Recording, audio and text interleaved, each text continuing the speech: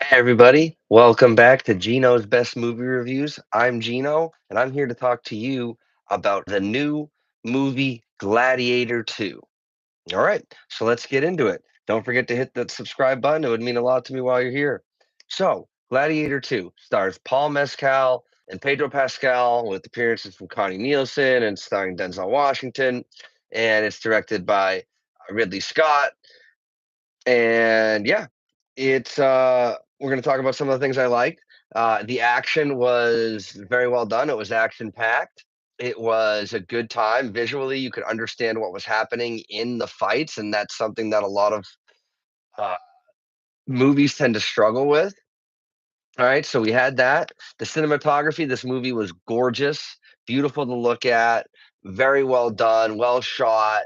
Uh, it definitely felt like a sequel to Gladiator and not just calling it Gladiator 2, but doesn't really carry over. So, and then now we'll go to the acting. Denzel Washington crushed it. Paul Mescal crushed it. I've never seen him in anything else like this. Pedro Pascal, he's there's a reason why he's getting cast for every role. He's an amazing actor. I know he's Hispanic, and I truly still believe he was a Roman. So it's just a testament to his acting ability, and I did a really good job. Connie Nielsen was back; she did a great job. The acting was really well done. Uh, it's not a lot that I would say was bad acting. Maybe some of the extras in some of the shots were noticeable, but other than that, it wasn't a bad thing. Now, as far as the costumes, it very much felt like I was back in ancient Rome. The set design, the costumes, very well done. Great job with that. The story. Now we're going to start to get into some of the things that maybe I wish they could have done better. So the story, I wish it could have been done better. It's a little predictable, right? Except for the one thing that I did predict didn't happen. So this is two movies in a row where they allude to something and they basically promise something and they don't deliver on that. So if you know, you know. It's my best way of describing that without spoiling it. The movie and the story could have been better. It really could have. Going into the movie, I knew that uh, the son and now the connection to all this stuff. I don't know if I was supposed to know this. I don't know if it was like implied in the first movie. I don't know, but I knew it going in. So when the movie took its time developing that and figuring it out in the movie, it was a little jarring for sure, definitely. Um, but I think that they did a good job with the story that they told.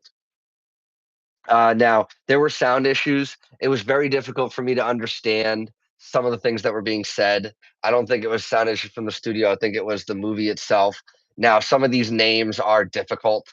They're just difficult. You have no spelling, frame of reference, visual cue in your mind to let you know what you're hearing. So that made it all really difficult. I'll be honest, really difficult. Now, maybe it's just me. Maybe you guys didn't have that problem, but I knew who they were talking about, but I couldn't, other than the two Roman emperor twins that they spelled their names for me in the beginning of the movie.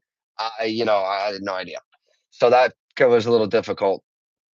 Now there was an individual in front of me who pulled this phone out throughout the trailers, and I was like, "Oh, is he going to do this the whole movie? Is he going to do it during the movie? We'll see." And he did right at the start of the movie, and please put your phone away, and you could tell he was really antsy trying to pull it back out again, and then he eventually did, and then I wasn't trying to get into a fight, but it definitely took me out of the movie. Like, dude, if you can't put your phone down and you can't not reply to a text for the time that you're setting aside to go to the movie, you've got your Apple Watch and your phone, like, dude, then don't go or step aside. Like it was pretty annoying. Do I blame the movie for that? No, not at all. But that is one of the problems with going to see an IMAX movie where I live because there's no recliner seats, and so you have the stadium seating. So somebody in front of you can bother you. Whereas in Dolby, which was where Wicked is playing, so I didn't get to see this in Dolby. I didn't have the opportunity to protect myself from people who think that a multiplex cinema movie theater is their living room. So we're going to go over to Rotten Tomatoes here, and we're going to take a look and see what they have to say. We got a 72% Rotten Tomatoes by the critics and 83% popcorn meter. As far as thumbs up, thumbs down for me, I give it a thumbs up. So, in a world where they have it set to the side, do we want to go down or up? I have it as a thumbs up. So this is pretty cool little hand thing that I got from the theater. I can't wait to put this on for no reason. And then I also got this IMAX poster. They just had a bunch of them. So take a look at your theater. You should have some as well. All right, guys. Uh, thumbs up for me. It's not the best movie in the world. It's certainly not going to win Best Picture at the Academy Awards, which then makes it not as good as the original. But that's okay. I didn't expect it to be as good as the original. Did I want it to be top quality? Yes. Is this one of Ridley Scott's best movies that I've seen of his in a while? Yes. All in all, I would recommend that you see this. Does it need to be seen on the IMAX screen? I don't know. I thought it might have been, but I don't think so. I mean, you could go to whatever screening you want. I give this a solid 6.5, maybe 6.75 out of 10. I don't really give 10 out of 10, so this might as well be a 6.5 out of 9. But there's definitely stuff that I wish they had done better. I wish they didn't, bait and switch us with the